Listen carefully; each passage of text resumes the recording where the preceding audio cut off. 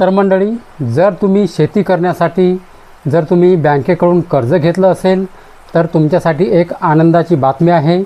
कारण आता राज्य सरकारने एक निर्णय घेतलेला आहे की राज्यामध्ये कर्जमाफी होणार, पण फक्त काहीच असे शेतकरी आहेत जे पात्र असणार आहेत. तर ते शेतकरी कोणते आहेत, तर हीच माहिती आपण आजच्या व्हिडिओमध्ये जाणून घेणार आहोत. तर मंडळी, व्हिडिओ शेवटपर्यंत नक्की बघा.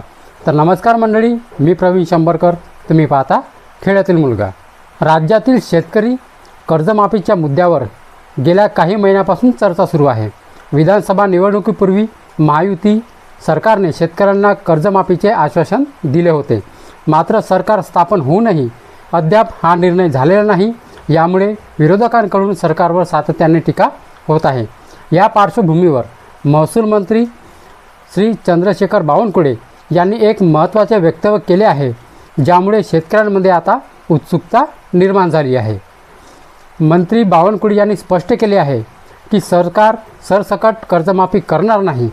कर्जमाफी फक्त त्याच शेतकऱ्यांना दिली जाईल ज्यांना खऱ्या अर्थाने तिची गरज आहे. ज्या व्यक्तीने शेतात बंगला किंवा फार्म हाऊस बांधले आहे, ज्याला कर्जमाफीची गरज नाही, असे सांगत त्यांनी सरकारच्या भूमिकेवर प्रकाश टाकला.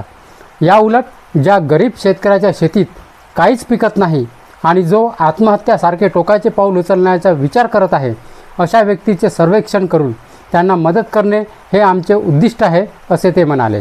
राज्यात नेमकी कर्जमाफी कशी करावी याचा अभ्यास करण्यासाठी सरकारने एक समिती नेमली असल्याची माहिती त्यांनी दिलेली आहे. ही समिती आपला अहवाल सरकारला सादर करेल. त्यानंतर अंतिम निर्णय घेतला जाईल. बावनकुळे यांच्या या वक्तव्यावरून असे स्पष्ट झाले आहे की सरकार शेतकऱ्यांना मदत करण्यासाठी सकारात्मक आहे. मात्र ही मदत योग्य आणि गरजू व्यक्तीपर्यंत पोहोचावी यासाठी निकष ठरवण्यावर भर दिला जात आहे. तर अशा प्रकारे कोणत्या शेतकऱ्यांना कर्जमाफी होणार आहे ते तर तुम्हाला माहीतच आहे. आणि जी यादी आहे ती सरकार या पुढल्या महिन्यामध्ये लवकरच जाहीर करणार आहे. तर जेव्हा पण ही यादी जाहीर करेल तर सर्वात आधी व्हिडिओ आपल्या चॅनलवरती येऊन जाईल. तर चॅनलला सबस्क्राईब करायला विसरू नका.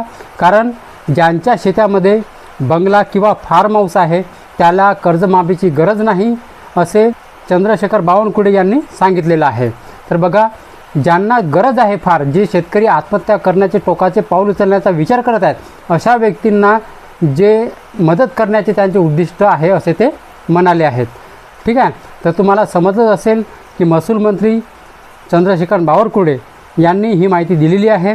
तर तुम्हाला समजलं असेल की कोणत्या शेतकऱ्यांना आता कर्जमाफी होणार आहे आणि लवकरच ही कर्जमाफी होणार आहे. काही जिल्हे त्याच्यामध्ये सामील होणार आहेत. कारण याच्यावरती सध्या आता चर्चा जे आहेत ते सुरू झाले आहेत.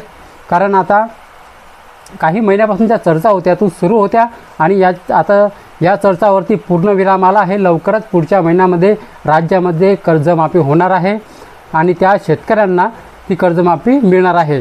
जी यादी आहे ती लवकरच प्रसिद्ध होणार आहे. ठीक आहे. तर मंडळी, हीच होती आजची माहिती.